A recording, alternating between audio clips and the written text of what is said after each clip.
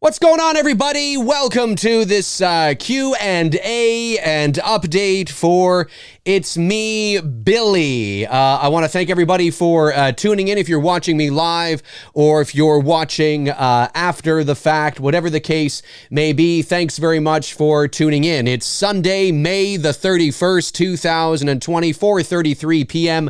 Eastern Standard Time. I am talking to you live from the VoiceMann Studios in Toronto, Canada. And today I wanted to give you an update on It's Me, Billy, and answer any questions you may have in regards to that. Obviously, if there are any anything that I can't answer or that I don't want to answer, that I want to keep a mystery or whatever the case is, then I will let you know that. But I wanted to sort of bring everybody up to speed with where we are, and just to let you guys to keep it out there, because obviously with the whole COVID-19 thing and the entire industry essentially shut down, there hasn't been a lot to talk about. Now, we have continued to work behind the scenes on the project to get things ready for our eventual Indiegogo campaign, which we will be launching. So even though it might seem quiet on the outside, it's very busy on the inside.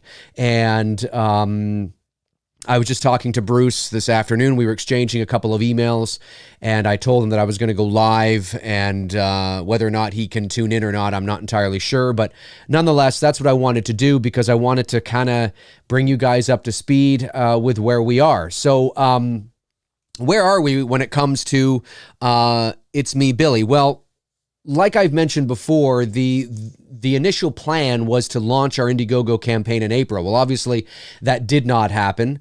It wasn't launched in April. It obviously was not launched in May. We are hoping that maybe we can launch it in June. That might have to be pushed to July.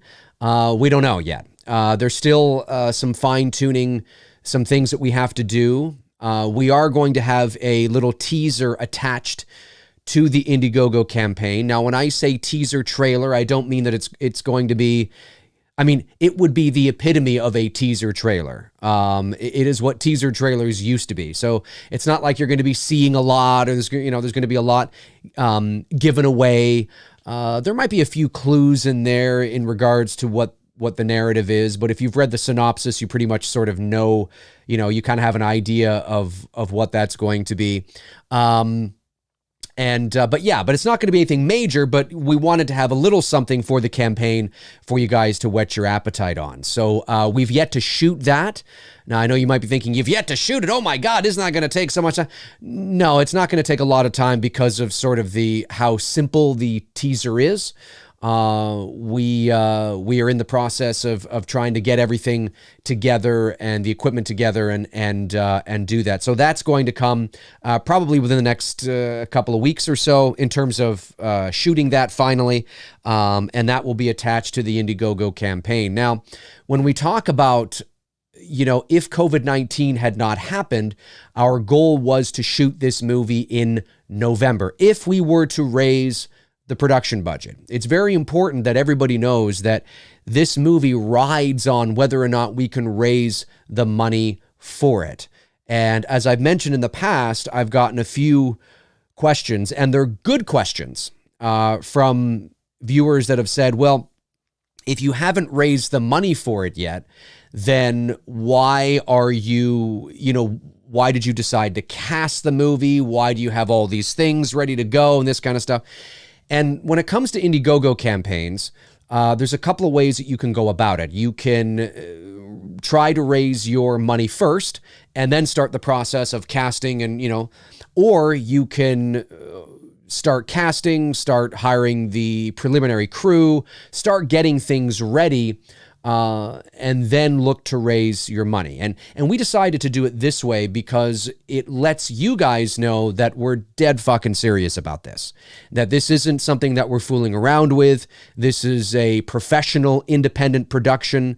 This is not something that's going to be shot in our backyard on a cell phone or a DSLR. I mean, this is something that we want to deliver to you guys the best possible production value that we possibly can. And working in the industry like we do here in Toronto, we have access to the resources and the connections to do our very best to make that possible. So it's we wanted to do it this way and kind of get the cast together, get some crew together, and show you guys that we're ready. We just need to raise the production budget to do it.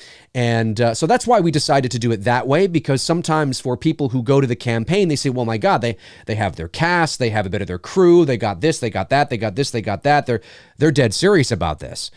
You know what I mean? And that's why we decided to do it that way. You can do it both ways when it comes to Indiegogo campaigns. I've seen both ways very successful. We decided to do it this way. It's got my notes here. What else? So the cast has been pretty much cast. It's not a large group of people, but as you can see below me there in the window, that is your main cast from left to right. That is Victoria Miro, Shelby Hanley, and Malika Henney, and they play Sam, Emma, and Justine. Sam, of course, on the far left there is she's playing the granddaughter of Jess Bradford from the original Black Christmas. It's Me, Billy is a sequel to the original film set about 45 to 50 years later, and we follow Jess Bradford's granddaughter and her two friends, and they spend Christmas Eve at Sam's grandmother's old country mansion. Needless to say, well, shit hits the fan, right? Things obviously don't go as planned. And, but yeah, so I've been in touch with them, of course. There's a couple other people that are cast in the movie that I've been in touch with. And we're just kind of all in a holding pattern. We have yet to meet. I've spoken to these three great actresses on the phone and exchanged emails with them, and talked to them via social media a couple of times. And we're just waiting here in Toronto. We're waiting for some restaurants to open up a bit, even if it's a limited capacity. Even if only half. They'll only take half of the amount that they normally do. We're waiting for some sort of opening up to happen so we can all get together finally and catch up and just kind of go over everything to where we are. So, like I said, Indiegogo campaign, maybe in June, maybe towards the end of June. That's entirely possible. And then, of course, whether or not we shoot in November is really all dependent on now of two things: when we launch the campaign and whether or not we are able to raise the money for it. Again, if there was no COVID-19 and, in a perfect scenario, if we launched the campaign in April, let's say, and it ran for, a month or two, and we were able to raise the money, then we were going to use the summer to move into pre-production. And we were going to take the summer to do all that. And then, of course, we'd be ready to go in the fall. Well, now that it doesn't look like we're going to be launching our campaign till the end of June, maybe July, we may not move into pre-production till September, or October. So depending on how successful our campaign is, if our campaign is very successful, then obviously that bodes well for us to move into pre-production fairly quickly and establish everything that we need. But if it's not successful, then obviously we probably won't be able to shoot the movie. Now, some people have asked me, well, what if you raise, let's say, well, actually, first of all, let me talk a bit about that. Make sure I got the right page here. 1 second. My pen. Okay, so the production budget has been done. We have gone over the production budget. I'm just writing some things down here. Bruce and I laid out the production budget about 2 or 3 weeks ago. It took us a number of hours to go over everything, break it down in terms of where everything is going. And we're looking at, and again, this is ballpark. You may see a bit of an adjustment when the campaign is launched, maybe a little bit more, a little bit less. But right now we're looking to raise about $45,000 US. That's about 60,000 Canadian. And that is sort of in line with other fan films of this nature, of this caliber in this space. Obviously, when you look at Never Hike Alone, when you look at Dylan's new Nightmare, they were looking to raise in and around the same. So we've laid it all out, and that is based on, cast and crew and equipment and insurance and locations and travel and, accommodations and, all that it takes to make, a film. This is what we're looking at raising. Now, people have asked me, well, what happens if you only raise $5,000 or $10,000, right? First of all, I want to say that, that is wonderful. We would be absolutely very appreciative to raise, that much. But the reality is that when you have created and have written and established, a film that you're going to shoot, that to obtain this vision properly, to deliver what you guys, the fans, deserve, and what we want to be able to deliver, what's in the script, it's going to cost us this much. And if we only raise $5,000 or $10,000, that's wonderful. That is amazing shit, right? That's fantastic. But unfortunately, you can't shoot a $45,000 film on a $5,000 budget. It's just not going to work. So we either would refund everybody, or as long as everybody's okay with it, those who have donated, we would take that $5,000 or $10,000 and shoot a scene. We would shoot a scene, or we would shoot, something, right? And use that as a concept piece to help raise the rest of the money, or, use it as a mini concept trailer or something to that effect, and use that. Hopefully people will be very impressed with what we were able to deliver on that. And then we use that hopefully to raise the rest of the money. Now, Bruce and I are under no delusions here. We know that raising $45,000 for an independent Black Christmas fan film is going to be extraordinarily difficult. There's a couple of reasons for that. Number one is Black Christmas is not Halloween. It's not Friday the 13th. It's not A Nightmare on Elm Street. It is, for all intents and purposes, a cult classic. It's a Canadian movie shot right here in Toronto back in 1974. But because of the internet and because of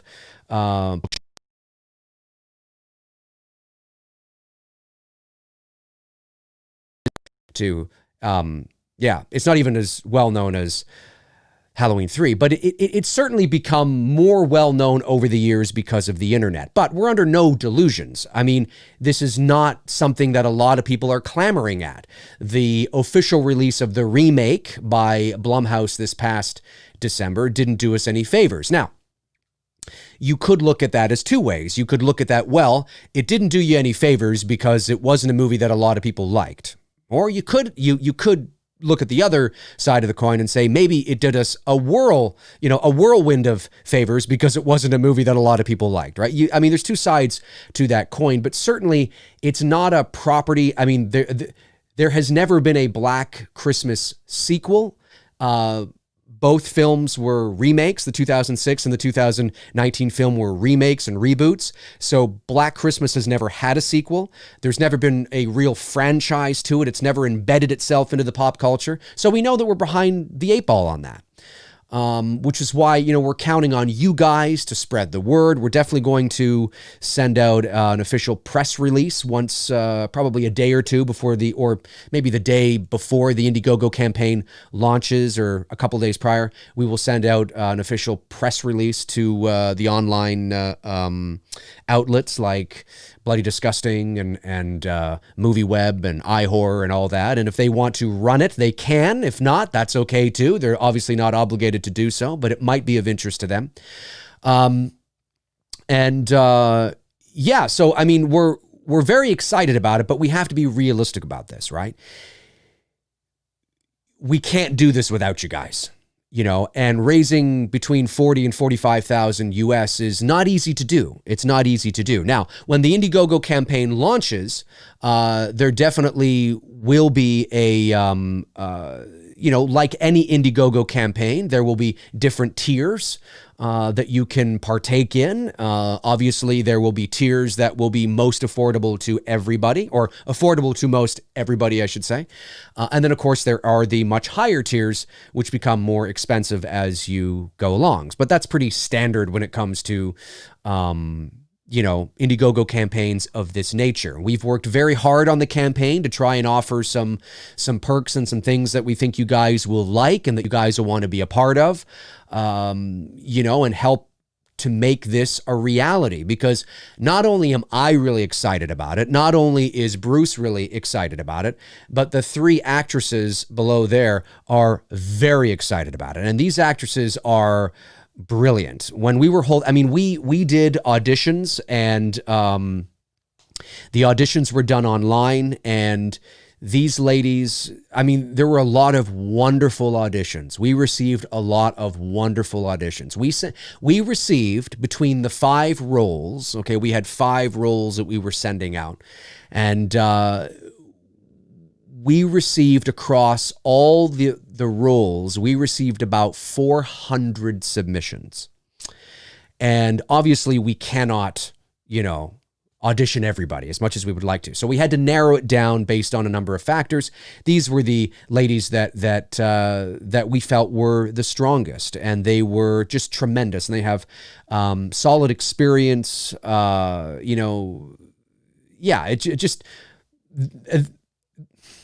we believed their auditions. We believed they were the characters that they were auditioning for when we sent them the sides. So, and sides is just a section of a screenplay that you would send to an actor to audition. So they were great. They're very excited about it. We do have a location that we have yet to lock down. We are trying to lock down a location, which is very important to us. We were going to lock down that location in March, but of course, obviously, because of COVID-19, we've had to put that off. Now, I've been in touch with the people who own this property, and they are all set for us to come and have a look at the place, and it's just a matter of trying to get up there once things have opened up a bit, and we are able to do that. So, but we're very excited about it, and that in a nutshell, that's kind of where we are. We've hired a great DP, director of photography, in Greg Bennett, who is a 2-time CSC, Canadian Society of Cinematographers Award nominee. He's been he works at the top of his game. He's done everything from music videos to feature films to short films to commercials.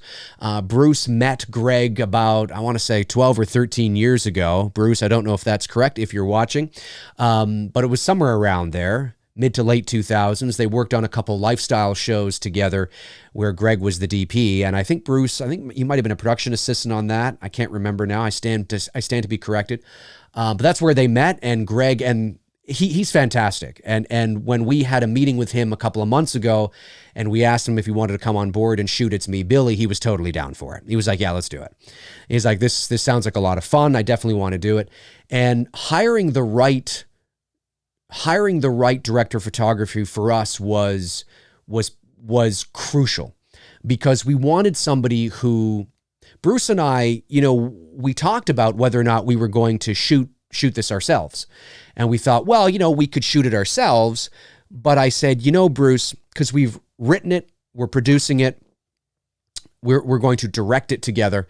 And I said to Bruce, I really don't want to shoot this,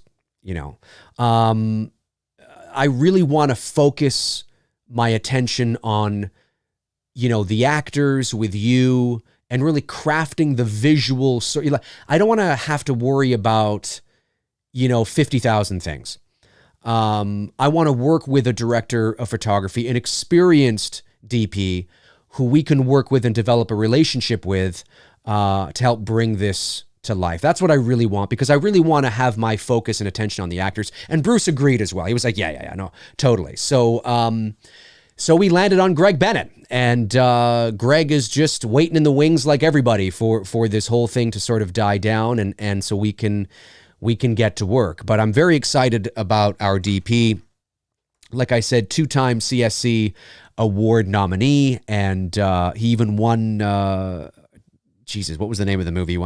He had a feature film debut at the Hamilton Film Festival a couple of years ago where he won Best Cinematographer. So, he's the real deal. And he shot on everything from, DSLRs to your Red Cams to your, Ariel X's to your, he shot the whole gamut. And so we're very excited about that. But again, it comes down to raising the budget. And we know it's not going to be easy. Like I said, we're under no delusions here. If we were doing a Halloween fan film and taking it as seriously as we're taking It's Me, Billy, we know that the probability of raising that production budget is much higher because it's Halloween and everybody's Halloween Michael Myers crazy. That drops off a little bit when you start doing Friday the 13th or Elm Street. But Vincent DeSante, who did Never Hike Alone, who just finished shooting Never Hike in the Snow. And I've talked to him privately, of course, off camera, because he's also a producer on Dylan's New Nightmare, for which I'm playing Freddy Krueger. And he's told me things about Never Hike in the Snow that just make me giddy like a schoolgirl. I'm just like, this is fantastic. So he's pretty much got the Friday the 13th and a couple others, but he's pretty much got the Friday the 13th fan film space locked up tight, right? And but we know if we were doing that kind of thing, it would be much easier. So we're really counting on you guys to spread the word, to spread it to people who you think might have interest in it, right? Maybe you know somebody at work. Maybe you know somebody who that isn't really in this space, but somebody that is maybe a big Black Christmas fan. You know what I mean? Everybody knows somebody who might know somebody, right? And the more people that we can, the more we can get it out there, the better. Because like I said, we do know that I believe we can do it. I do believe we can do it. I believe we can raise the money for this. I've got to believe it, first of all, because if I can't, if I don't believe it, then what the hell am I doing, right? But I believe we can do it, but we can't do it without you guys. So just to recap, that's where we are. We are still in the late development stages, fine-tuning and polishing the Indiegogo campaign. It's still happening. It's still going to happen. And let me just see here. I just want to make sure I'm still...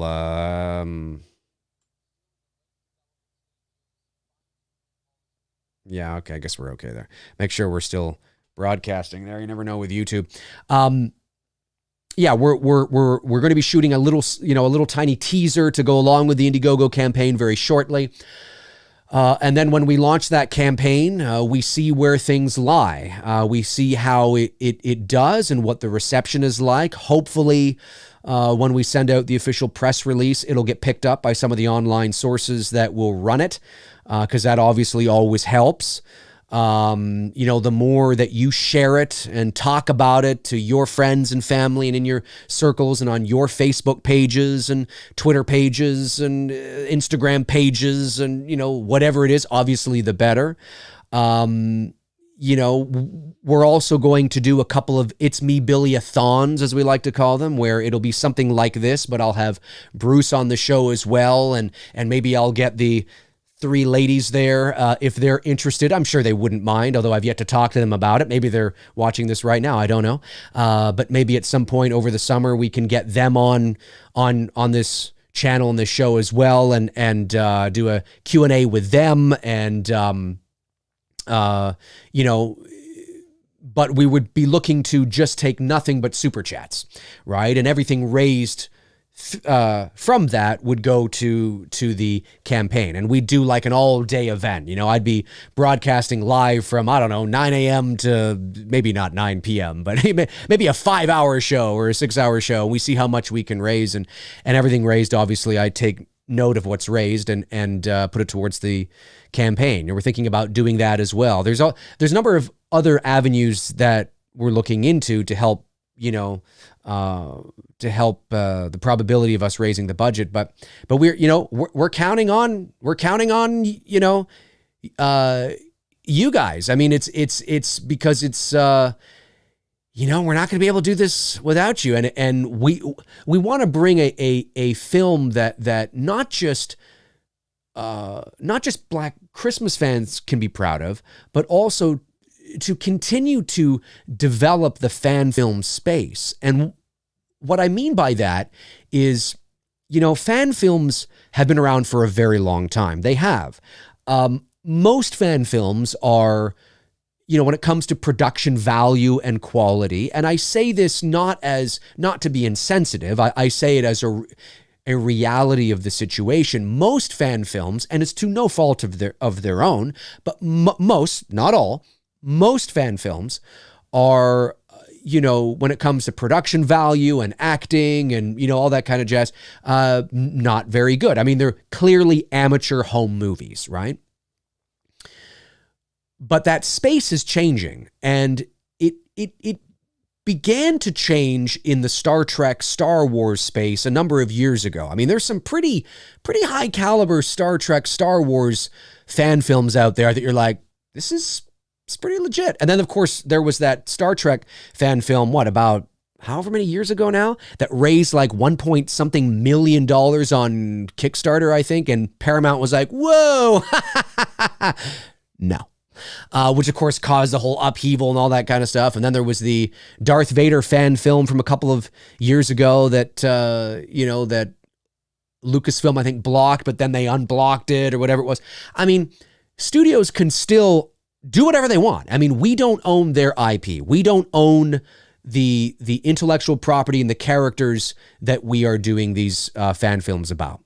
But like I said earlier when I first started the show here today, is that I think, and again, I may not have my pulse or my ear to the pulse of the fan film community as it relates to the studios, maybe as much as somebody like a Vincent DeSante, although I did talk to him about this, and he seemed to agree with my assessment, although there's no concrete evidence of this. He did kind of see what I was talking about.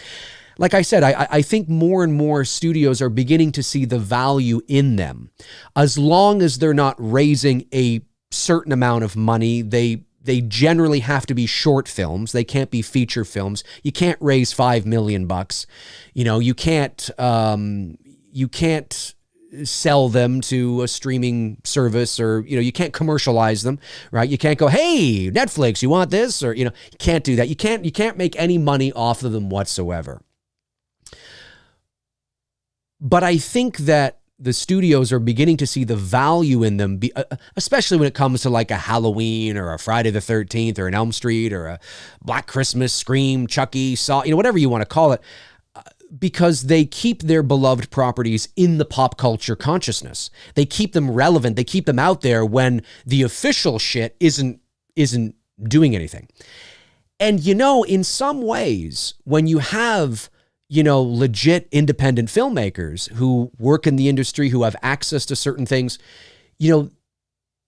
when you look at the quality for which they are producing, it can almost, it's almost a inadvertent way, sort of like a way of sort of, seeking out talent. You look at something, you think, that guy's fucking talented. Now, that's not why I'm doing it. That's not why Vince was doing it. But it becomes sort of a byproduct of that, right? Where if it's really good, like really good, then it's kind of like, wow, maybe this is fucking really good. You know what I mean? So I think that's sort of what's happening there when it comes to the studios and that kind of thing. But, but make no mistake. I mean, it's a fan films have largely been, I was going off on a tangent there. Fan films have largely been that home movie amateur sort of thing. And then then Star Trek and Star Wars sort of took it up a notch. But it was still pretty much like that in the horror space. But Vincent DeSante's Never Hike Alone from 2017 just sort of blew the doors wide open with what was possible for a fan film and in the horror space. And then now you're starting to see professional independent filmmakers who have access to these, to certain gear and people and connections and, are getting into the space and making these films that the fans can be proud of. And that's what we want to do with It's Me, Billy. We're not going to make a cent off this. Everything that is raised through the Indiegogo campaign goes right back into the Indiegogo campaign. And, these things are expensive. I mean, making movies and making them the right way is expensive. They may be fan films by category. Like, they might be, it might be a fan film, but gone, or at least we're beginning to see with like a Never Hike Alone, a Never Hike in the Snow, Dylan's New Nightmare, hopefully with It's Me, Billy as well. We're beginning to see sort of gone are the days of the, connotation around fan films as, oh, they're just little home movies, backyard, things with your friends. That will always exist.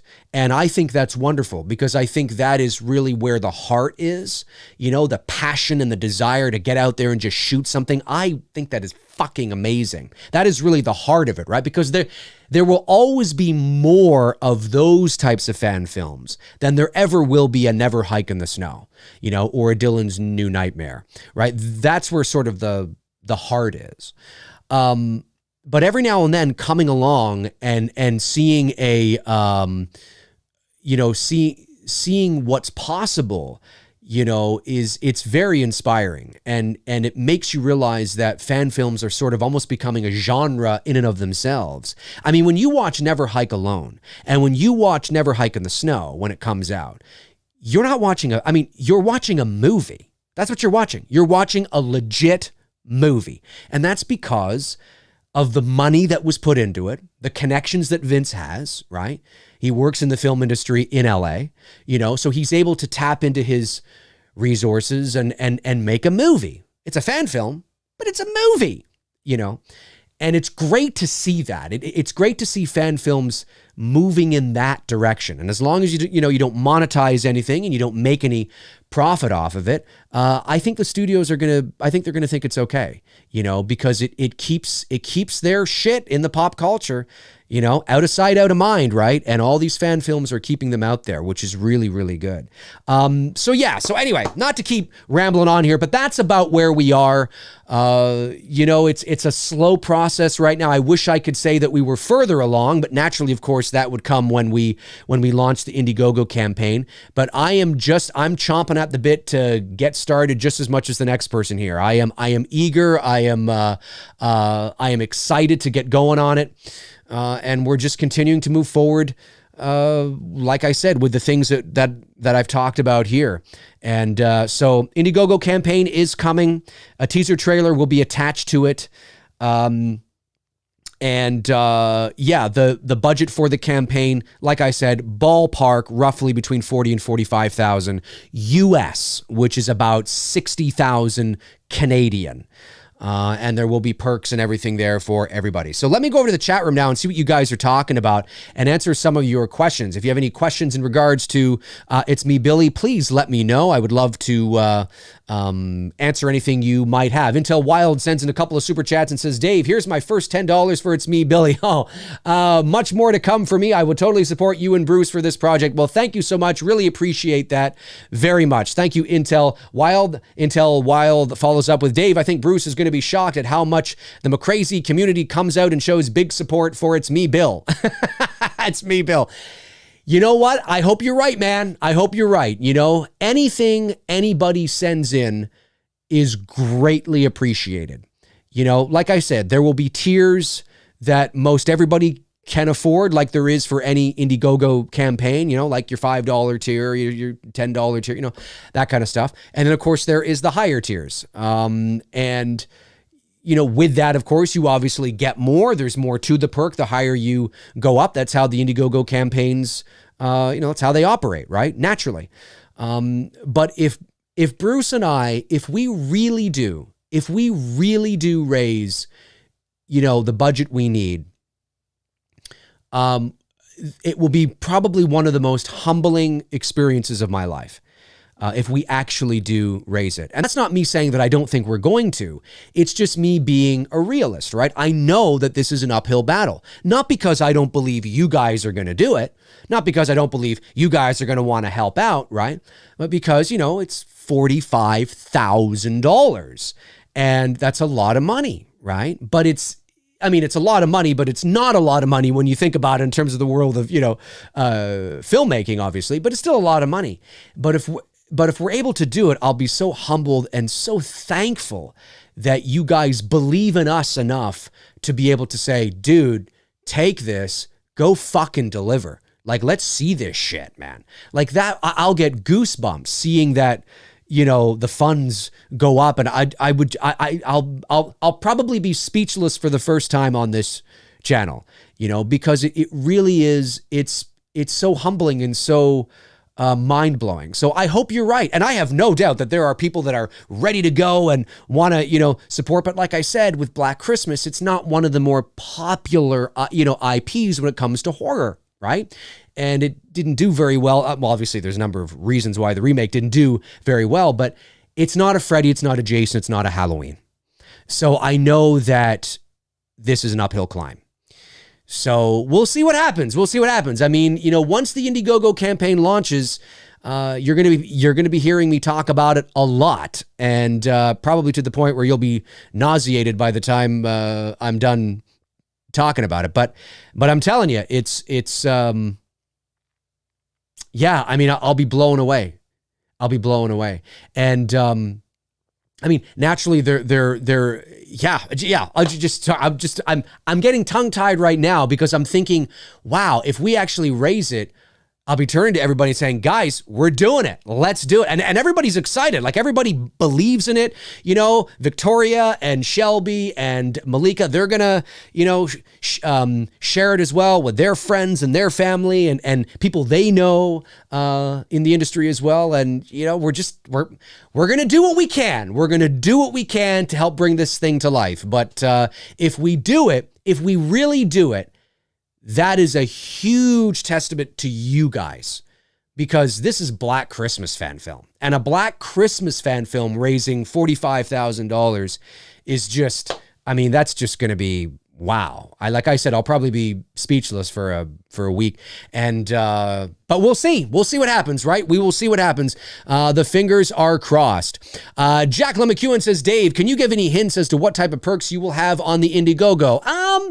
Yeah, okay, I'll give you, you know, I mean, there's pretty, yes, I'll give you a couple of, there's, okay, so, yeah, let me see here, without giving too much away,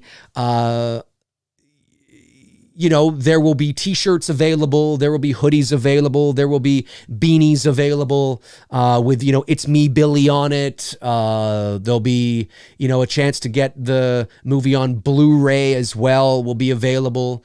There's some good perks there. There's some good perks. And like I said, the higher you go up, those higher perks, which are much more expensive, obviously are not for everybody, right? That's why there's different tiers, right? So they can fit everybody's budget. But if an angel investor comes along, or if somebody that's got a lot of cash to burn that would just say, hey man, here's take it. I mean, that would be unbelievably amazing. You never know. Right? You just got to put yourself out there and lay out the prototype sort of what we're, trying to do. Here's the cast, here's the crew, here's the posters, here's this, here's that, here's our plan, and then we see what happens. But those are some things that will definitely be in the campaign, and those are pretty standard as well. Justin Simonson says, is the actor who's playing Billy going to be on set doing the voice for the phone calls, or will it be put in during post? I don't know yet. I do know that the when you hear Billy, and this is not a spoiler, I mean, for Christ's sakes, the movie's called It's Me, Billy. I'm pretty sure it's kind of self-explanatory. There's going to be a couple of creepy phone calls in the movie, right? All that will obviously be done in post-production. The final result of what you hear will be done. The movie will be professionally mixed, mastered, and, sound designed here in my home studio. So, yes, when you hear Billy on the phone, obviously that will have been done in post. I'll probably bring the actor into my studio here, do some ADR, and do it that way. Now, while we're on set and we're shooting those scenes, whether it's me reading from the script or Bruce, or whether the actor from playing Billy is doing it, I don't know yet. I'm not sure yet, because it would depend on whether or not the actor playing Billy is on set when we're shooting those scenes. It depends whether or not we want him on set or need him on set, because every actor obviously will have their call time. There will be call sheets, and just because the three girls are there doing their thing on the phone doesn't necessarily mean that Billy's going to be there that day. It may be a day where we're not even shooting things that involve him. So I don't know if he will if he's there and he wants to do it. I don't see any reason why we wouldn't let him do it. But I don't know. It's still a little too early to know for sure whether that's going to happen or not. Steve, is that an? It's an L. Merlot. I thought it was an I for a minute. Steve Merlot says, I'll keep supporting you on my own fan film page, Dave. Awesome stuff, Steve. Awesome stuff, my man. Johnny T says, Dave, if you cannot profit monetarily, what is the benefit for you, Bruce, and everyone involved in making a fan film? Do studios make you prove that every bit of money raised goes towards the budget? Well, no, but it would be pretty easy to know whether or not there is any kind of long-term profit for a fan film. When you're looking at a high-caliber fan film, something like A Never Hike Alone, and you look at the money they've raised, and then you look at the product they've delivered, you can sort of say, well, it probably did take $45,000 to make that movie, because look how good that movie looks and is, and how polished it is, right? So, and then of course they would be mindful of, is it monetized on YouTube? Is there any evidence of it being sold anywhere? Is there any evidence of it, any long-term financial gain from it? And usually, there isn't, right? When it comes to the lower caliber fan films. And what I mean by that is I'm talking about guys who are shooting on their phones or, with their friends and their buddies and things like that. And there's nothing wrong with that. Like I said, that's the heart of fan films, right? Studios usually don't particularly care about those fan films because nobody's going to mistake that for the real thing, right? Nobody's going to watch a fan film shot on an iPhone with a bunch of buddies on a, you look at the movie, you're like, oh, this is well done, but it's clearly an amateur home movie. Like, I can tell by the sound, I can tell by the shots, I can tell by, and again, I'm not knocking, I'm just saying you can know the difference, right? There's Never Hike Alone, and then there's, whatever, right? Can't think of any off the top of my head, because I certainly don't want people to think I'm making fun of it, because I'm not. We're just talking about the reality, right? So generally, they don't particularly care about those films, because nobody's going to look at that and go, my God, is this the real thing?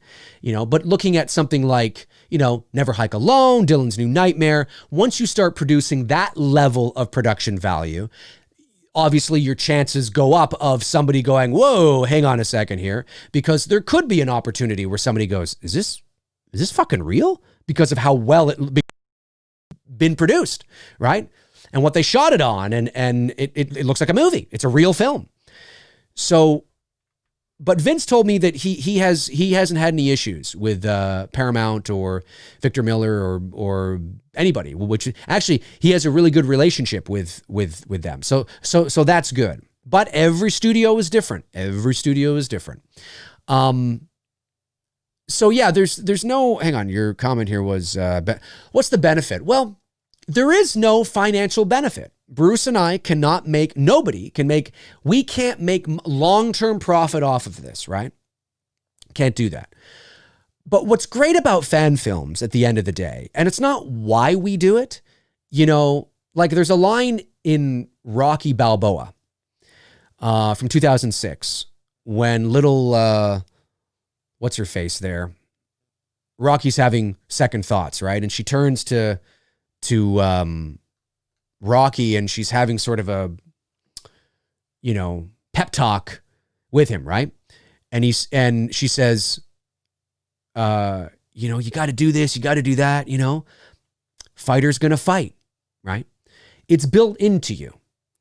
And, we're doing this because we love making movies. We love the process. We love being able to challenge ourselves and see if we can make something that not only we can be proud of, but you guys, Black Christmas fans, horror fans, can be proud of as well.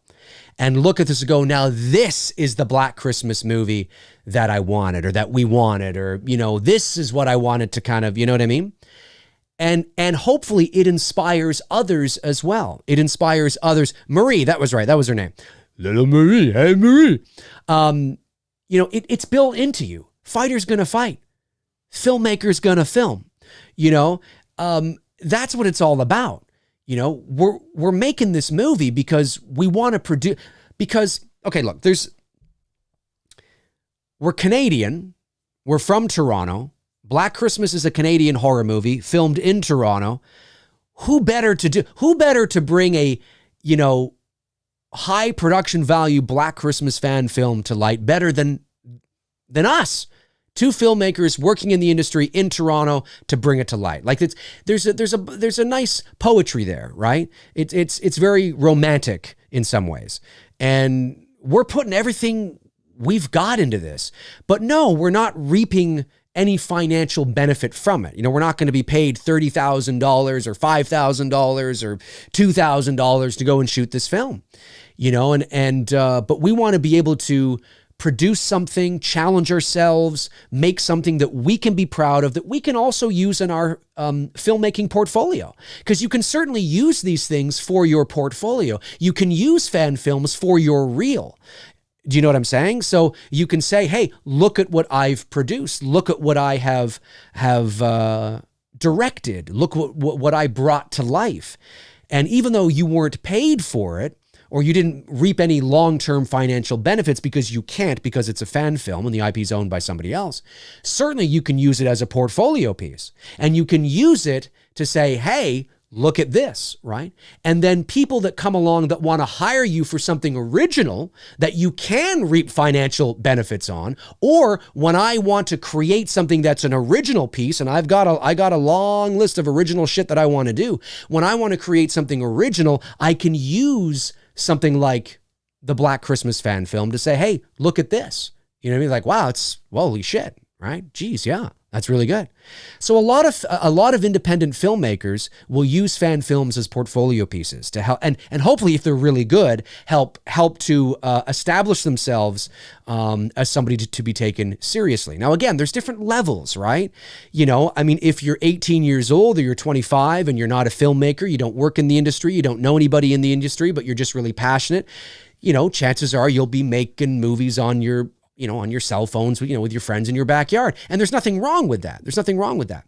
But hopefully fan films like Dylan's New Nightmare, It's Me, Billy, Never Hike Alone can help inspire you. And they inspire others to say, hey, fan films don't just have to be backyard barbecues with your buddies. They can be this too, you know, and it inspires others to get into the film industry, to go to film. I can't tell you how many, and this is true. People have gotten in touch with me and said, you've inspired me to get into filmmaking, to go to film school. I've had people say that. And I'm like, are you fucking software? Holy shit, that's huge, right? So fan films, especially of higher caliber, can be quite inspiring as well. And they can be inspiring to the industry at large. You know, you may not think it, but studios might be paying attention going, wow, that's maybe that's how we should be doing it.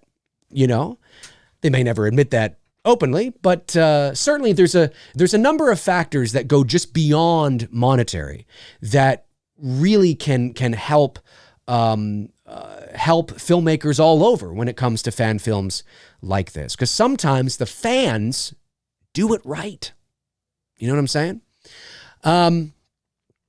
Let's see here. Let me go back here and see what's going on. David Coe sends the super chat and says, Dave, I know you guys have the script done, but do you also have the ideas about the camera angles or lighting used for specific scenes and shots? Curious about the mind of a filmmaker.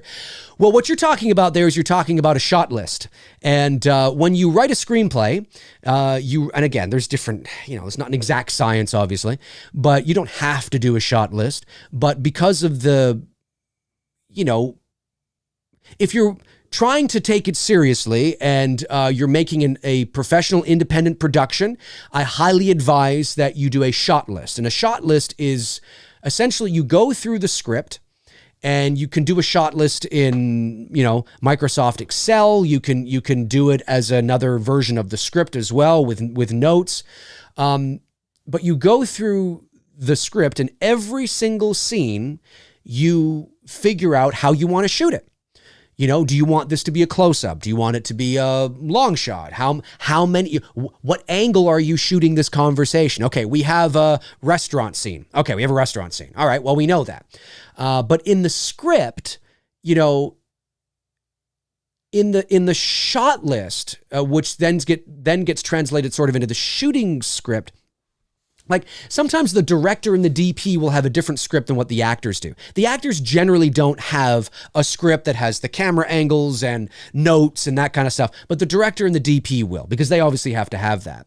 But yeah, so you have a restaurant scene. Okay, great. But how are we going to shoot this? You know, what's the lighting going to be like? What are the angles? How many close-ups? What's our master? Do we start with a master shot or do we start with well, that actually you would know from the script. You probably get an idea of that. But how many shots are we going to have, right? Is it close up? Is it far away? All that kind of jazz. And that's what you go through for every single scene in the script. And if you want to take it a step further, you could storyboard every single scene. Now, Bruce, for those of you that don't know, is a classically trained visual artist. He went to the Ontario College of Art and Design here in Toronto. He has a degree and so he's done storyboards and concept art and that kind of stuff as well. So he's going to storyboard not the entire script for It's Me, Billy, but he's going to storyboard some key sequences.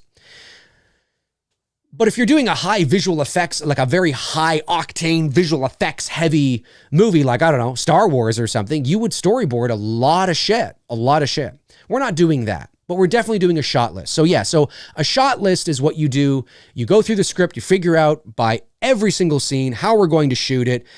You know, is it a close-up? Is it that? How many shots do we have? And you write that all down. And so that when you get to set, you already know what's going to change. You already know how you're going to shoot the movie. Now, that doesn't mean that you should not be prepared for things to evolve. Anybody who's ever been on a set knows that when you get to set and you get to location, shit happens, right? And sometimes sometimes ideas come to you in the moment, and if they're not too crazy and they don't deviate too much from the script, because you really don't have time to be creating a whole new thing in the moment. I mean, time is money here, right? But sometimes some cool ideas come to you and you're like, oh, you know what? I know we were going to do that as a close-up, but look at that. Why don't we just do that as a master and then we'll do. Sometimes that happens too, right? So you always have to be prepared that some things can change, but generally speaking, 98% of the time you get to set, you already know what you're going to do. You go, okay, here's how we're going to set it up. We're opening with a master shot. Okay, you don't get to set, or get to your location going, well, I have the script. Now, how are we going to shoot it? You can't do that because time is of the essence. And, when you're paying for like I'm not shooting, it's me, Billy, here at my house. I mean, we are renting locations, which are very expensive. It's not unprecedented to pay, upwards of $1,000 to $1,500 a day just to rent your location, depending on where you are and what the location is. I mean, that's something to factor in too. So you don't really have time to figure out how you're going to shoot the movie when you get to the set. You've got to know that before arriving. You have to know that. Again, it doesn't mean that things might not alter a bit, but you've got to know every single shot of how you're going to shoot that film before you arrive. So yes, the script is done. We're about halfway through our shot list right now. And then, but we have to complete that over the summer. Hopefully that gave you some insight, there of that. Great to see 88 people watching. That's pretty cool. I'm a little surprised. I thought I'd have a little less talking about It's Me, Billy, but it's great to see nearly 100 people. That's awesome. You guys are awesome. FFM Forever says, any chance that after It's Me, Billy is complete, you would tour and bring the film to horror conventions or film festivals? Very possible. Very possible. It depends on... first things first, right? First things first. We're sort of focused on let's raise that budget, because once we raise that budget, once we raise, the 45,000 we need US, about 60,000 Canadian. Once we raise that, then it's like, okay, now, okay, all right, now we're off. Now we're off, right? We're fucking off. There we go. Oh yeah, now we're off. Doesn't mean the movie's going to be good, right? I mean, that is our goal. Our goal is to deliver something that you guys are going to love. Not everybody's going to love it, right? There are people that, and I'm not trying to be a pessimist, I'm just being a realist. It's inevitable. There will be people that will watch It's Me, Billy, that will fucking love it. There will be people that will watch it, they'll be like, nah, it was all right.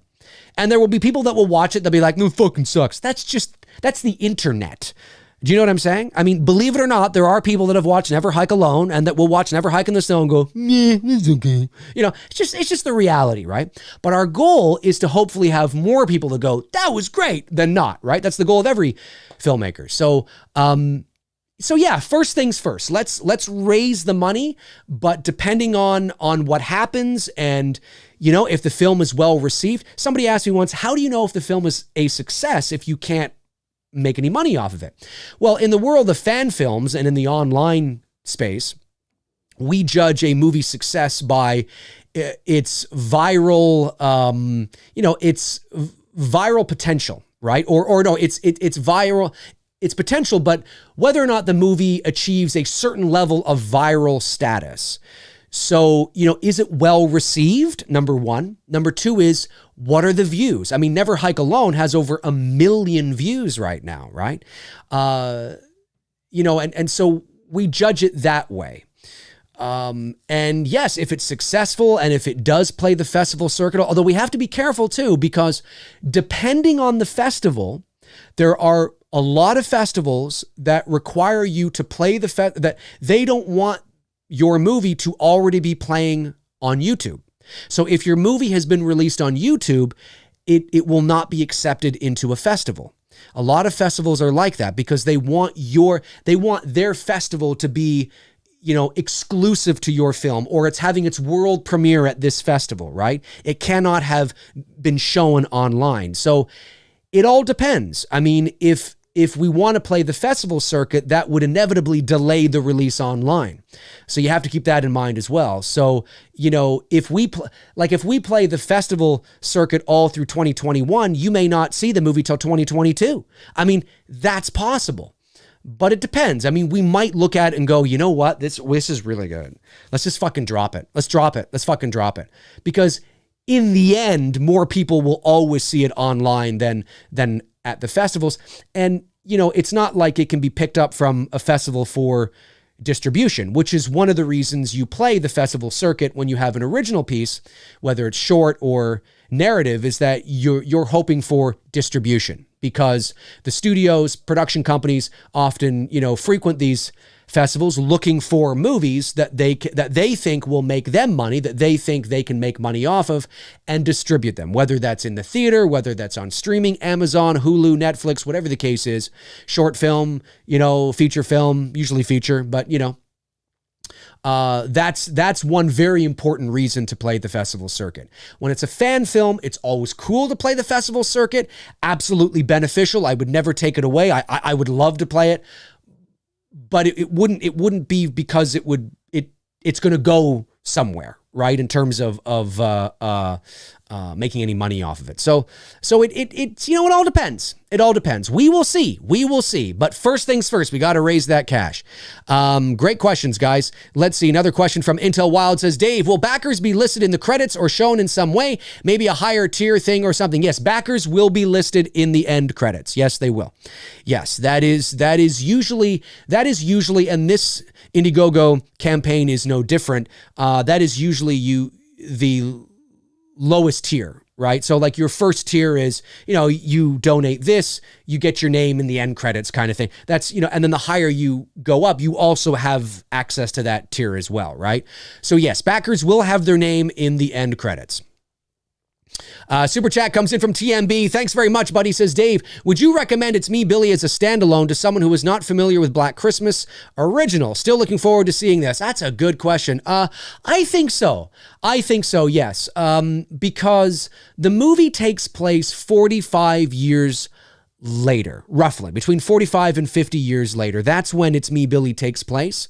So, there's so much time in between the original and this movie.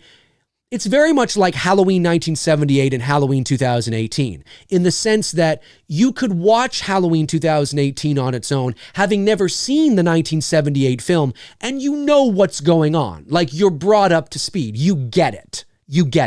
I think It's Me, Billy is the same way. I think it's the same way. Now, again, It's Me, Billy is a short film. It's not a feature film. The screenplay is about 23 pages long. So, it will probably be about, I'd say, between a 25 and 30-minute film. At the end of the day is what it will probably be. I mean, you might get to 35 minutes. I don't know. But it will probably be somewhere in there, 25, 30 minutes at the end of the day. But yeah, I think you could watch it as a standalone. I think you could. And then you might be like, oh, this is really interesting. I got to go back and watch Black Christmas now. You know what I mean? And listen, I mean, the original Black Christmas doesn't need us. It is one of the best endings in all of horror. It's a fantastic ending. I'm the first to say that you don't need to do a sequel to that movie. Like, it is so awesome. Kind of like the end of the original Halloween, but just say. So when we set out to write a sequel unofficially for Black Christmas, we knew that we didn't want to tarnish sort of what was there, but we wanted to extend the story. So again, it's set 45 to 50 years later, and it's following the granddaughter of Jess Bradford. Now, that already, some people might think that's a spoiler, but I don't really. I mean, it basically tells you that she did survive, and obviously the baby that she was pregnant with in the original Black Christmas, she obviously did have that baby, and that baby eventually had a baby, obviously. So anyway, won't say too much more than that, but yeah, I think so. Let me see here. Robert Thidoff says, Dave, are you allowed to show clips of Black Christmas for It's Me, Billy, or is that legally not allowed? No, that would be, well, I mean, I could show them. I can't monetize It's Me, Billy anyway. I can't make any money off of it anyway. So now there is nowhere in It's Me, Billy that I think will be showing that, although you never know. I mean, we have to shoot the movie first and sort of see whether or not through editing, whether it requires a sort of flashback or something to that degree. I can tell you that It's Me, Billy has no flashbacks in it. But I will say that, yeah, I mean, you can't make any money off of it anyway, but showing copyrighted material from Black Christmas is probably not in our best interest, because even though we can demonetize the video, the studio could come along and block the video altogether if they wanted to. And then it's like, well, but I didn't monetize it. Yeah, but we can still block it. So, and they can block it anyway if they want to, but there's no, if it's unnecessary to poke the bear, then don't do it. I mean, making fan films is always a little bit of poking the bear, but like I said, I think studios are beginning to see maybe a bit of the value in them, as long as you're not making any, money and it's a certain length and all that kind of stuff. But don't poke the bear too much, right? Don't bite off more than you can chew. So I don't, and it's not, and it's, I don't see anywhere in our film at the moment where that would be necessary. Yeah. That's my answer to that. Great questions, guys. Really, really love the engagement that you guys have here as well. I love to see this level of engagement. I really do appreciate it very much. Let me see. I don't think I missed any super chats. No, TMB was the last one. Great. All right. How long have I been on here? I've been on, I think, an hour. I'll go a little bit longer. Maybe we'll take this thing to 5 or something like that. Let's see here. Let me see. Calabella says, will Tony also be involved with the photography? Collab already. No, Tony won't be involved with It's Me, Billy. But don't worry, Tony and I will be collabing in the near future for sure. Dia Maria says, hey Dave, how did the initial idea come about for It's Me, Billy? Great question. Well, that would have been last summer. I was eager to do another film, and I was eager to, like a lot of us, were very inspired by Never Hike Alone. And it sort of was a shot in the ass, because it's like, you know what? I wanted to make a movie that I wanted to utilize and I know I've said this 1,000 times, but seeing that inspired me, as it did a lot of people, as it did Cecil to do Dylan's new Nightmare. And I wanted to utilize the resources that I have, that I've yet to really do that to the full degree, and really make a movie that I can be proud of. My first sort of real film, not the little fan films I did. I mean, those were just experimental shorts just to show people what you can do with, a basic understanding of lighting and camera angles and things like that. And of course, I'm talking about my old school stuff, like from 2009 and 10, all that kind of stuff. The Halloween fan film I did in 2016, I put a little more effort into it. But I wouldn't consider that a professional independent production. I was still having fun and just seeing what I could do with camera angles and lighting, and just try to deliver something that was kind of Halloween-y, right? And it's all right. I mean, there's a lot of things about it that I wish I could have done differently, obviously, but it's fine for what it is. But this time I said to my buddy Bruce, I was like, Bruce, let's do this. Let's really do this. And he was down for it. So we were trying to think of something to do, and we were going to do an original film because we have all these original ideas, but they were very expensive ideas right now. Like, we're talking, low millions, right? And, to raise that kind of money without something in your portfolio that can say, hey, if you liked this, well, you know what I mean? Is extremely difficult. So I said, what about another fan film? I said, but hang on. And Bruce was like, oh my God, I said, but not Halloween. Bruce is like, okay, not Halloween. I was like, not Halloween. The Halloween fan film market, if you will, is saturated. Now that's not me saying that there aren't great Halloween fan films. There are great Halloween fan films out there. But even Halloween fan filmmakers will say, yeah, it's saturated. There's a Halloween fan film on every corner you look, and every different caliber in terms of production value. So it's just saturated. Didn't want to do Friday. I would love to do a Friday the 13th, but didn't want to do that because Vince right now is pretty much tearing that space up. And I didn't want to compete with Vince in that space.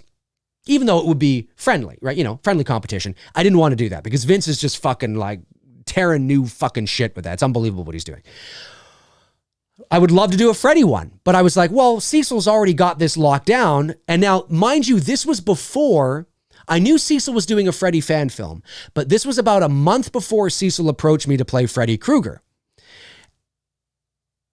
So I thought, well, I could do that, but I knew Cecil was already doing one. I didn't know the extent of it, but I knew he was doing one. So I was like, well, no. And then I watched Black Christmas one night and I was like, Jesus, what about Black Christmas? And I said that to Bruce and I said, buddy, like, it's a Canadian movie shot right here in Toronto. I said, we don't even live that far from where it was shot. You know, it's a cult classic.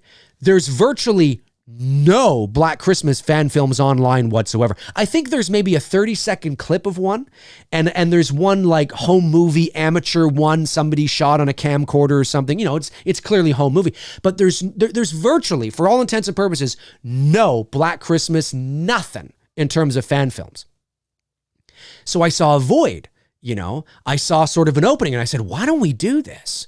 Let's fucking do this. I mean, for those of you that don't know, my buddy Bruce is the National Manager of Education and Training at William F. White International. Now, that is Canada's largest distributor for motion picture, television, lighting, and grip gear. So when Hollywood comes up,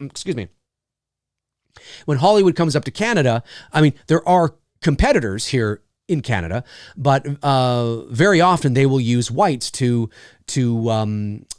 will rent from Whites for their gear, for all their lighting and grip gear, whether it's It Chapter 1, It Chapter 2, whether it's, The Shape of Water, whether it's RoboCop or Star Trek Discovery, or, whatever the case is. Those are just a few examples of the company that Bruce works for. They've supplied the gear for. So they supply gear. They have an entire warehouse full of this shit, right? We have access to this stuff. So, I wanted to take it to that level. And of course, we know people. I know lots of filmmakers and DPs and producers and assistant directors and makeup artists. And I just do, by just my process of, being a part of this industry for so long. And even though most of my experience is in the voiceover side of things, I've met all sorts of producers, and they know people who've reached out to me to work on something else and to do this. Anybody who works in the film industry, and I know there's a few people here who do. Anybody knows exactly knows exactly what I'm talking about. Oh yeah. You meet somebody, and then they know somebody who knows somebody, and then or like you work on set and you meet and the connection. It's all about who you know. And if you work in the industry, you meet people like this. So it was like, let's do that. Like, let's really do it. It's not going to be easy. It's not going to be fucking easy. It is not going to be easy. But let's do it. So Bruce had never seen Black Christmas. He'd never seen it. So we sat down and we watched it. And he just loved it. He was like, this is great.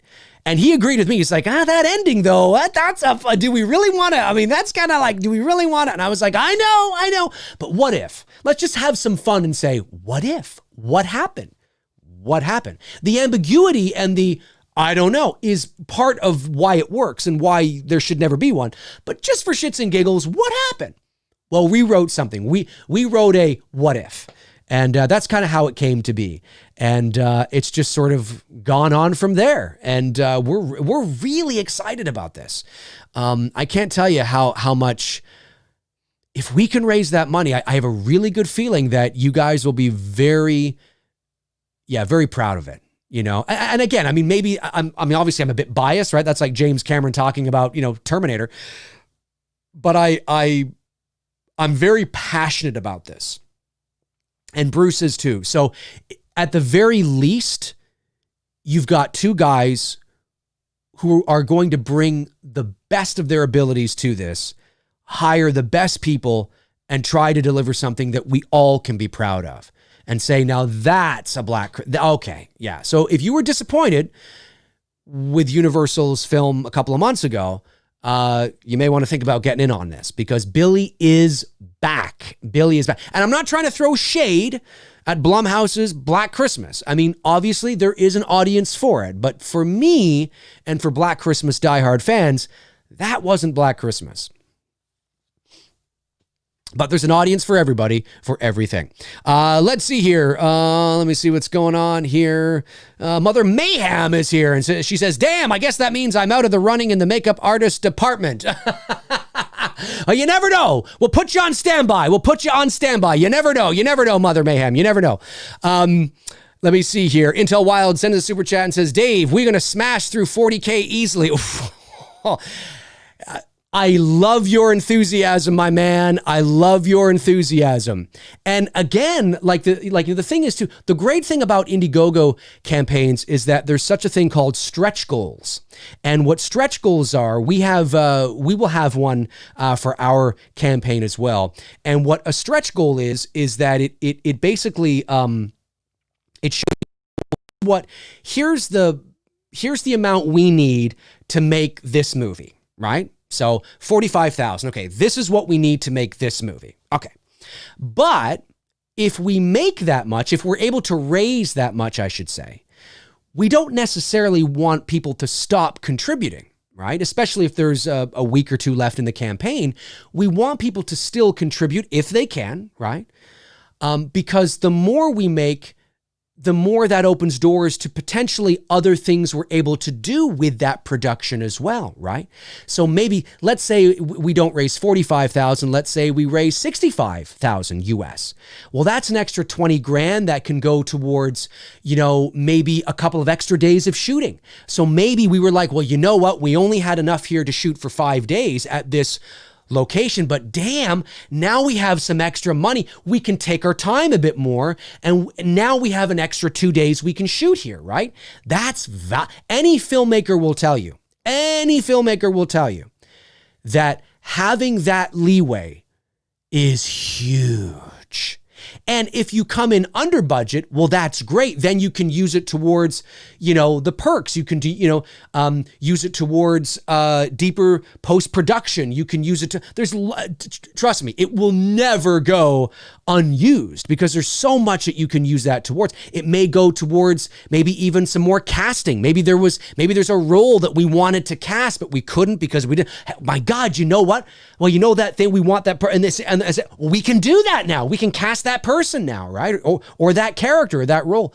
So there's always stretch goals that if we raise it, that maybe we can work towards as well. So I can tell you the big thing for me would be location, because any filmmaker will tell you when you're looking at it and you're working on a deadline, especially on the independent level, where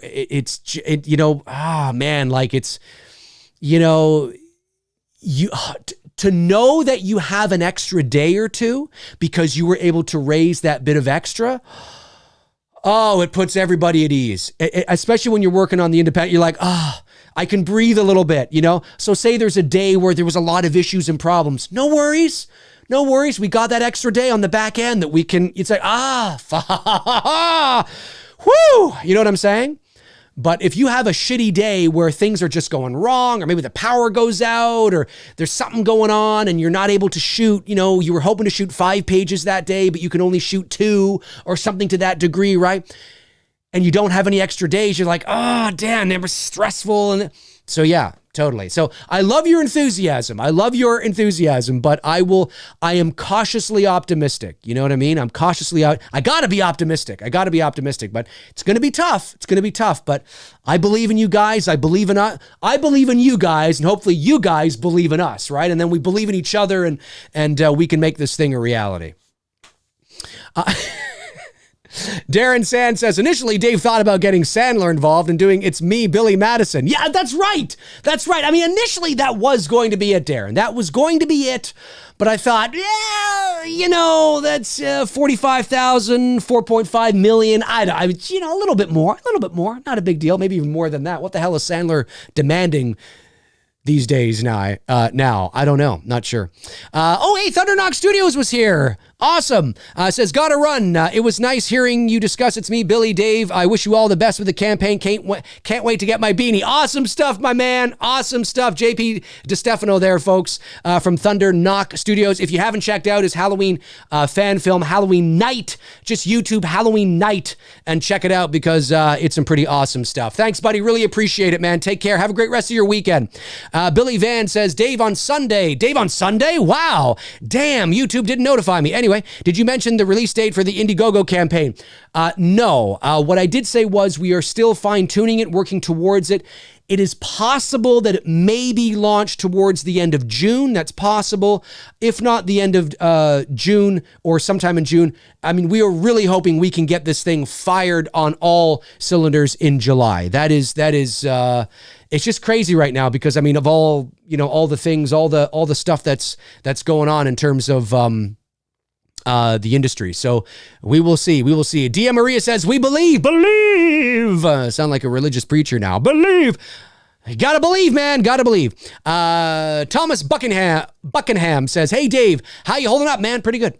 Are you still working from home? Yes, I am. I do most of my work from my home studio here, so I'm very fortunate that way. Now, I have noticed that the voiceover industry as well has taken a bit of a hit, so I'm not as busy as I was, say, a couple of months ago, or maybe hopefully will be in a couple of months. So there has been a bit of a lull, but thankfully I am still working a little bit through this because I'm able to work from home, which is great. So yes, definitely. Let me see here. People are saying, I think it's just great you guys are so engaged with this. It really does mean a lot for sure. Jason Nike says, I'm going to live off craft dinner. Anyway, I can help Dave. I'm all in. Really appreciate it, man. Really appreciate it. Dia Maria says, I'm all in. I feel like we are family and families stick together. You damn right, Dia. You damn right.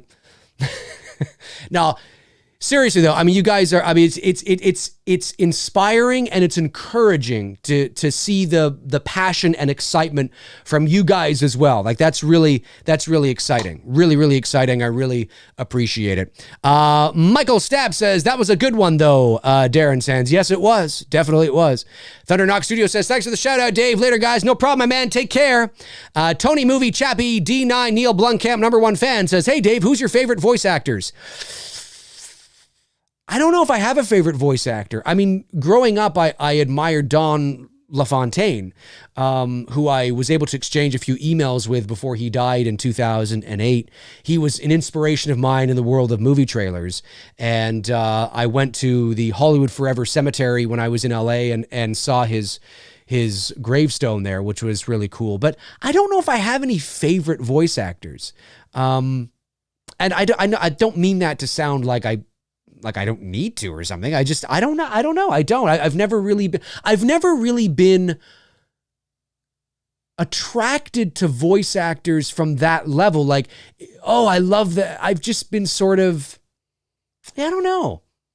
I guess Don LaFontaine really, because I did the movie. I've been able to do the movie trailer voice since I was a teenager, and I've always been doing that. I would do it for taped announcements in my high school, and I would do it on my college radio show and all that kind of stuff. So it's sort of when I had the opportunity to speak to him via email, that was really cool, and he, as I said, he died in 2008, which is too bad because I have a feeling that had he been around for the Voice Arts Awards, he would have been at the Voice Arts Awards and I would have been able to meet him there. That would have been really cool. I mean, he's like, the guy when it came to movie trailers back in the day. Evan, the movie guy, says Mel Blanc. Oh yeah, Mel. You see, Mel Blanc, absolutely. I'd be remiss if I didn't say Mel Blanc, but I can't say that Mel Blanc inspired me in any way, or that I look up to Mel Blanc, or that I just knew that Mel Blanc is that guy that could do 1,000 voices: Bugs Bunny, Daffy Duck, Tweety Bird, Porky Pig, Pepe Le Pew, and Marvin the Martian, and he's amazing. He's a legend, an absolute legend. But I can't say that I was ever looking up to him as a voice actor, right? Actually, the voice actor who's doing Daffy Duck and Bugs Bunny now is a gentleman by the name of Eric Bauza, who's Canadian from Toronto, who I've talked to. And I'm thinking about trying to get him on the show because he's doing Bugs and Daffy now for HBO Max's new Looney Tunes cartoons. And we follow each other on Twitter. So I think I just have to send him a message and see, hey, Eric, I know you're fucking busy doing Daffy and Bugs, but you want to come on and shoot the shit for a bit. And hopefully he'll say yes. Hopefully he will. Because that would be great to get him on. Really nice guy. Really, really nice guy. Okay, we'll take this thing 5 more minutes, folks, 5 more minutes. And then I'll just sort of recap where everything is. And and then we'll call it a day. And I'll see you guys tomorrow night on Two Dudes and Some Bullshit. Let me see. Any other last questions about It's Me, Billy, or anything you want to get in here before I take off for a little bit until tomorrow at all? Just let me know your thoughts. Frank the Tank has made his way into the chat room. Zach Gaxiola says, James Arnold Taylor is a great voice actor. He voices Obi-Wan Kenobi in Star Wars, The Clone Wars. That's right. He also does some promos for Fox as well. That James Arnold Taylor. I know who you're talking about there. He also does. I think he's the guy that's like, Family Guy next on Fox. Something like that. James Grimm is here. Hey, James, how you doing, my buddy? Says, what's up, everyone? I'm very curious what you do with this project. I love Black Christmas. Thank you so much, James. Really appreciate you saying that, man. We're very excited about it. We are. And again, because of COVID-19, the industry is shut down.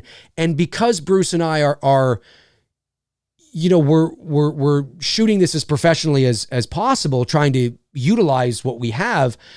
We actually can't do anything because the industry's shut down. Like Bruce, who works for, as I said, he works for White's, Canada's largest distributor of lighting and grip gear. It's been shut down. So he's doing a lot of his work from home. So there's a lot of things we just can't do that we don't have access to. So we've just been working tirelessly away at the campaign, chipping away at that. I've been keeping the actors and, informed and just saying, hey, just let how you guys doing? Everything's okay. We're still kind of, like, oh yeah, we're good. We're just in that holding pattern, just kind of like circling, like we're not allowed to land yet, right? We're just kind of circling the airport, and just waiting for that, the tower to go, okay, flight, it's me, Billy, bring her on in, so yeah, we'll see, man. We'll see. But the whole industry's shut down. So there's really nothing we can do other than kind of what I've been talking about on this show. But I just wanted to give you guys an update. I wanted to give you guys an update and let you know that it is still happening. We are still working towards it. We are still very excited about it. And hopefully you will see our Indiegogo campaign sooner rather than later. I know things seem to be sort of on the down low right now, but it's not because we're not working on it. It's not because we don't want to do this thing. It's because the industry shut down. But once the industry begins to fire up again, you will start to see more news about It's Me, Billy coming down out there. And then you'll be like, here it is. Now it's starting to sort of fire up again. And like I said, I haven't checked with them yet, but I'd like to get these 3 actresses here on this channel as well and talk about them and their careers and It's Me, Billy, and I'm just really excited. I'm just so excited to get this thing. If you haven't figured out yet, I'm just so excited. I'm so excited. I'm so Saved by the Bell, folks. I'm really excited and just eager to get this thing going. Intel Wild sends a super chat, says, I watched The Lodge and I See You last night. Both very good. I've seen I See You, but I have not seen The Lodge. Really looking forward to checking that one out. Is that on Netflix? Where is that? Netflix, Amazon? Excuse me, Amazon? I'm not sure where that is. I can see Darren and Frank are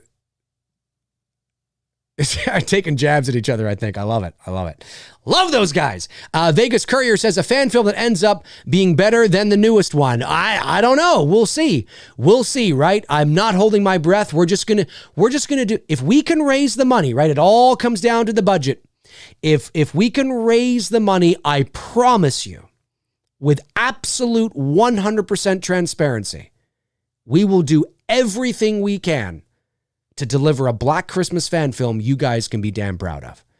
Again, that doesn't mean that that everybody's gonna like it, right? I mean, that's very subjective, but we're gonna do everything we can. And if we can raise that money and we can secure the location that I want to secure, it's good stuff. Hey, Darren Sand sends in a super chat. Thank you so much, Darren. Always appreciate it, my man. Love your little avatar, by the way, too. I think that's awesome. I'm certain the campaign will be a huge success, but what are the logistics of securing talent and crew before the campaign starts?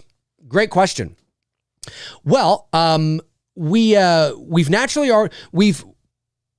like you've heard me say before, there were two ways to do the campaign, right? You could put yourself out there and just kind of say, hey, give me your money, and then this is what we'll do. Or you can kind of build a bit of a team first and say, hey, here's what we've got. Look at this, look at this, look at this, look at this, look at this, look at this. If we can raise this, then we can take this to the next level and do, kind of thing, right? Which you see a lot of campaigns do, which is how we've structured ours. What we did first was we wrote the script, obviously, right? Naturally. And then I knew I wanted to secure the talent. And we went through, we were going to go through agencies first. And then we decided to, instead of going the agent route first, let's do online casting, because there are online casting hubs, professional hubs where you can hire talent that way. And we decided to do it that way first. So, we built up a audition campaign for this portal that we were using, and we had the sides ready to go. We built a sort of a we built what's the word I'm looking for now? We built a I don't want to say campaign, but it built sort of a we built the ad, I guess I should say, the casting call, excuse me. Sorry, it's been a long day, folks. The casting call. We built the casting call and sent that out. And like I said at the beginning of the show, we received over 400 submissions. Bruce and I went through all 400 and picked out about 20 from each role that we wanted to see. And we looked at their resumes and we looked at their reels, because some of them had reels as well. And we then sent out callbacks. And in the structure, in the body of the casting call, we made it very clear that this is in the process of seeking financing, that this is not a movie that is 100% greenlit yet, essentially. That it will only be a go if we are able to raise the money to do the movie. So the actors, and so even those applying to audition, applying for the roles, knew that that we were being completely transparent. They knew that they were not under any delusions. They knew that I'm applying for something that may or may not even happen. So we structured it that way on purpose because we wanted to be as transparent as possible. And to our surprise, so many people sent in their, not audition. So many people, 400 people didn't audition. 400 people submitted themselves to audition, essentially. I want to make that clear. 400 people didn't audition. 400 people sent in their submissions to audition. And then we went through them and picked 30. We auditioned probably about 100 and something people. And then from that, we had to go through the auditions and pick which ones we wanted to maybe have a callback again, or which ones we wanted to just cast right then and there. And those are the three ladies right there that we chose. Now, we also knew that we wanted to have our director of photography locked in. And so we went through the same process. In the online casting hub, I narrowed down about 6 DPs with fantastic portfolios. And I've told this story before, but it just so happens that that one of the DPs that I shortlisted happened to be a friend of Bruce's that he worked with. And so he said that he's great to work with, chill, relax, calm, cool, collected, total pro, looked at his reel, absolutely pro. And I said, well, before we go on to somebody else, why don't we contact your friend here? I mean, he's, like you say, he's great to work with. Let's start with him because you know him and you can vouch for him. And I trust you when you say that he's a great guy to work with. So that's already a relationship that's been established. So we got together with Greg and he was game and we were game and he came on. So, you know, those were some of the things that we wanted to do, first was to make sure that the talent was locked down and the DP was locked down, and we used a couple of online portals to be able to do that. Rather than going the agency route right now, we decided to do that because obviously when you go the agency route, you know, agents like to negotiate on behalf of their talent, and you know, this is something, fan film, you know, the agent will have, you know, want to negotiate higher. There's agent commission that goes along with that. So we thought, you know, a lot of actors tend to have, depending on who you are, can have, are allowed in their contract to seek work outside of the agency. Now, whether or not they have to then go back to the agent and say, hey, here, you know, here's what I'm doing. I have to do this because I got this on my own, is yet to be seen, with some of the talent that sometimes comes down the pipe. But with our actors, we've already solidified that, and, you know, we're all good in that area. So, hopefully that answered your question, Darren. I know I was rambling on a bit there, but that basically is, at least for us, now it might differ from person to person, but for us, that was the logistics of locking down the talent and our DP. Now, when it comes time to assemble our crew, we will start to do that when we know that we're going to achieve our budget. So, you know, we're closing in on 40,000 and we still have a couple of weeks left to go or something to that degree. And it looks like we're going to achieve our budget. That's when we'll start to seek out the rest of our crew. It'll be our script supervisor and an AD and a couple of PAs and, you know, maybe a couple of swings in there as well. And you know, makeup and that kind of stuff. So we haven't started to assemble that yet, but we have gone through the process of looking at certain people that we may want to reach out when that time comes. But we don't want to get, you know, everybody together yet because we don't know if it's going to happen. So we just wanted to kind of get the marquee players that will be very attractive to an Indiegogo campaign. A director of photography, I think, is an attractive thing to have in your campaign. Generally, donors don't care who your script supervisor is. You know, and it's not that a script supervisor isn't important. It's actually one of the most important jobs on set, as you know, Darren. But generally, the average moviegoer is not like, who's the script supervisor? You know what I mean? So we wanted to kind of have the main attractive players locked for the campaign. So hopefully that was able to kind of answer a bit of that. I think that's what you were talking about, right? Like kind of how we went about that and what, you know, the logistics entails there. But that definitely online casting portals, Toronto area, sent out a casting call and then went through all the list. Man, I went on there rambling around. I've been up since like 4 a.m. because I've been working on so many other things. So you'll have to excuse me if I'm like, I think I need to go to bed early tonight. All right. Fuck it. We'll take this thing to 6:15. So 7 more minutes. No. Yeah. 7 more minutes. Okay. Zach Gaxiola says, Dave, at least your fan film will actually be a Black Christmas film. The so-called remake can suck it. Yeah. A lot of people didn't like that. Darren Sand says, geez, I got my 5 quids worth there. I'm so sorry. I was like going all over the place there, but I think that's what you were talking about, right?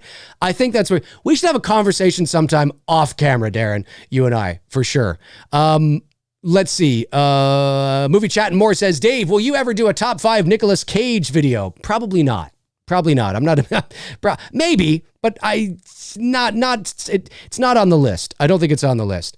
Intel Wild says, Super Chat missed. I didn't miss it. I can see it right now. He says, the patrons will get together like Ocean's 11 and go grab a Vegas casino to get the money for It's Me, Billy Dave. Don't worry.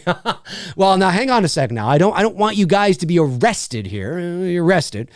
But you know what? I hope you're right. I really do. I hope you're right because like I said, I mean, we're really excited about it, and to have the opportunity to deliver on it, to have that opportunity, right? Like we don't know if the movie's going to be everything we hope it to be, but to raise the money and have the chance and the opportunity to make it what we think it can be, that's always amazing. I mean, that's just amazing.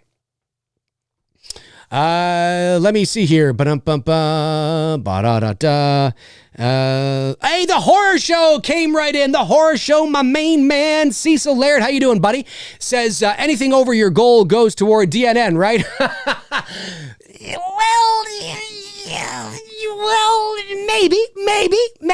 maybe I'll throw you $5. I'll throw you $5.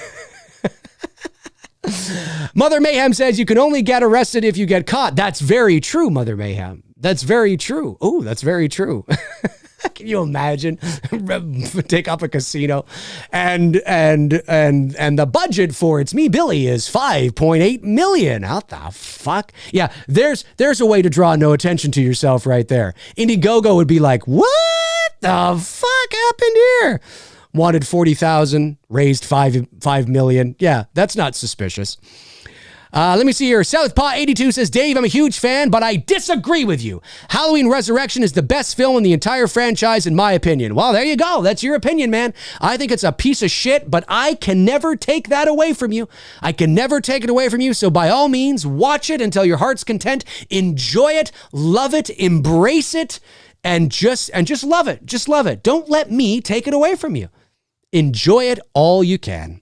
Gary Rangel says, Dave, I've never seen the original Black Christmas, but I'm the only minority who enjoyed the 2019. Don't hate me, but I'll see the original and your fan film. Gary, no hate there, my man. No hate. No hate, man. If you like the Black Christmas film from 2019, then you love it. You love it. That is amazing. That's amazing. There's nothing wrong with that, man. It wasn't my cup of tea. You know, but then again, I have certain strong feelings about it. That's awesome. Hey, if you watch It's Me, Billy, that's all that matters in the end, right? That's all that matters, man. That's all that matters. The horror show says, I'll take it. Really excited to see how It's Me, Billy progresses. You're planning, you planning to record any pre-production behind the scenes? Yeah, yes, definitely. We are. We're just waiting for, as you know, I mean, you know better than anybody, you know, we're waiting for things to lift and so we can get things rolling. Like we haven't done our table read yet. I've been in constant communication with all the actors and things like that, but we're waiting for things to lift so we can all get together. And obviously we can do it virtually as well, which is what we've been doing, you know, with Dylan's new Nightmare. But yeah, we're just waiting for a lot of things to lift and start that process and film some behind the scenes things. So yeah, there definitely will be some behind the scenes pre-production stuff. Not intense, not heavy stuff. I think you might have more for Dylan's new Nightmare, but definitely we will, like for Dylan's new Nightmare, have a lot of behind the scenes stuff of the making of the movie for sure. Yeah, for sure. Mr. Genre says, can we get an encore presentation of drunk Dr. Loomis quotes, Dave? Well, this fucking bloody fucking hell's there you go. 2 more minutes.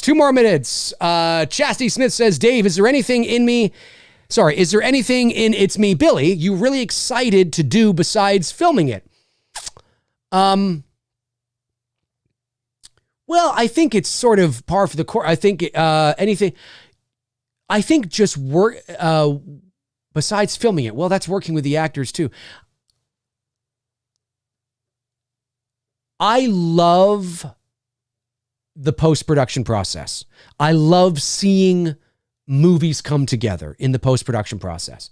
So I am very excited once the movie is complete to start assembling it together. I love that process. So I think that's something I'm looking forward to. That's not really about filming it, but you can't do that unless you do film it. So, just working with everybody as well, working with these actors, the crew, Bruce, my best friend of nearly 30 years, just really excited about that. It's the same sort of things I feel about Dylan's new Nightmare, being in the environment of, professionals and being there and taking it to the next level, feeding off of each other's creative energy. It's just so, like, the great thing about this community is everybody, like, a rising tide raises all ships, right? That's the great thing about this, is that we want everybody to succeed. I want Dylan's new Nightmare to be the best fucking thing it could be. Cecil wants It's Me Billy to be the best fucking thing it can be. We all want Never Hike in the Snow to be the best. Like, we want, everybody is rooting for each other, and that infectious, contagious energy is palpable, and just it makes you work better. It makes you more focused. It makes you more passionate to go out and achieve the dream and success. So I love this process. I love the filmmaking process and being involved with people who are just as passionate and motivated and engaged as you are. I just can't wait for it. It's just, that is so exciting to me. Darren Sand says, perhaps we could recycle Donald Pleasant's empties. That'll pay for the fucking drill. You're right, Darren. You're right. You're absolutely right. You're absolutely right. Frank Riker sends in a super chat going hard into the paint and says, Dave, I have an appointment for the sperm bank as a paid donor to get you all the Oh, that's got to be one of the best ones you've sent in so far. That is hilarious. Holy shit. Well, you're going to be Frank. That's a lot. Probably won't see you for a couple of months there, Frank. You're going to be very busy. Frank's going to be very busy, ladies and gentlemen. Very, very busy. That's funny. Oliver Mercer says, hey, Dave, will you share the types of cameras that will be used on the show? I've loved your Loomis video and had me crying with laughter. Do you mean the types of cameras I use right now, or the type of cameras we'll be using for It's Me, Billy? Which one do you mean? Well, the cameras I use for my show are just your webcams, the Logitech C920 and the 922, I think, whatever, the very popular webcams that a lot of people use. Full HD, 1080p. I got one here. I got one right there, which is, what I'm looking at you at right now. That's it. That's what I use. You probably get them on Amazon or at Best Buy for, I don't know, probably under $100 each. Like, you got maybe $80, $80, whatever. I don't know, $60, $50, something like that. I don't think you'd spend any more than $150 on both of them. That's what I use for that. It's Me, Billy. I don't know yet what we'll be shooting on It's Me, Billy. That all depends on the budget, because now we won't be shooting on a DSLR. I can tell you that much. It will be at the very least a, cinema camera from Canon or something like that. A high-end C, 300 shooting on full 4K, that would be like the bottom end. When I say bottom end, I mean that's not a bottom end camera. I mean, that would probably cost you, $20,000 to buy, if not more. But there's that, which I believe it's a super 35 millimeter sensor, I think. But if we can raise enough money and then some, then we may look to shoot on the Airy or the Red. But it all depends. I mean, shooting on the Airy and the Red are pretty expensive because you're paying per day. If we're shooting over a week, you could probably get a week package, but that's going to cost you quite a few $1,000s just for the camera package. So, it ain't cheap making movies, folks. Even making short films, it ain't cheap. So we'll see. But hey, listen, okay, folks, that's going to do it for me here on this Sunday AMA. I really appreciate you guys tuning in. Sorry if I was rambling there a little bit, as I sometimes often do, but I'm really passionate about this, and I just want to make sure that I'm saying the right things and relaying the correct information to you guys of where we are in the process of how things go and how things have been going. But that is where we are. We're still working hard on it. Indiegogo campaign is coming. It absolutely is coming. If you want to stay up to date with everything, it's me, Billy. Follow the Facebook link in the description to the official Facebook page. We do have an official Facebook page to It's Me, Billy. Hit the link there below. We would love more support to that. I think we got about 400 people that follow it now. Let's see if we can get that thing to 1,000. Let's see if we can get that thing to 1,000 and get 1,000 followers on the official It's Me, Billy Facebook page. That would be amazing as well. But I really appreciate you guys tuning in. You guys are amazing. I will be back. Mother Mayhem says, Dave, ramble? Never. It's crazy. It's crazy. It's crazy, Mother Mayhem. It's crazy. Just got to turn me off. Quiet. There's no sound. You can actually hear the silence. Okay.